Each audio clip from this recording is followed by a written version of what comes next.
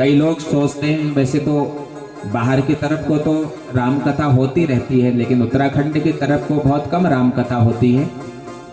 तो कई लोगों के मन में भाव आता, महाराज ये राम कथा है क्या, क्यों राम कथा सुननी चाहिए, राम कथा सुनकर के क्या लाभ जीवन में मिलता है।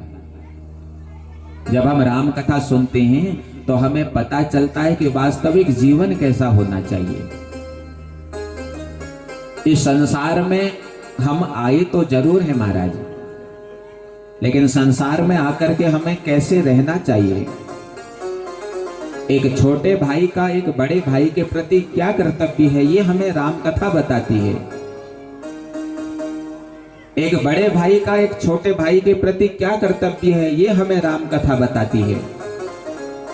एक पत्नी का एक पति के प्रति क्या कर्तव्य है मेरी मां, ये राम कथा बताती है। एक राजा का एक प्रजा के प्रति क्या कर्तव्य है, ये राम कथा बताती है। एक सेवक का एक राजा के प्रति क्या कर्तव्य है, ये राम कथा बताती है। राम कथा हम सबको जीना सिखाती है, हमें संसार में कैसे जीना चाहिए।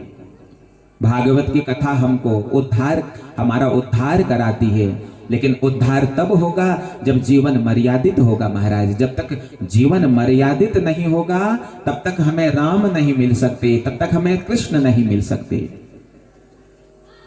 आज के समय में राम कथा बहुत जरूरी है। आज जिस प्रकार हमारे रिश्तों में दूरियां बन रही हैं, परिवार में हम रह तो रहे हैं, लेकिन परिवार में रहने के बाद भी परिवार से हम दूर हैं।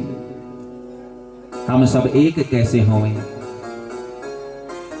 यही हमें राम कथा बताती है महाराज। तो राम कथा तो वह है जो हमें जीना सिखाए, हमारे जीवन को जो मर्यादित कर दे, वही राम कथा है। ओ जय जय।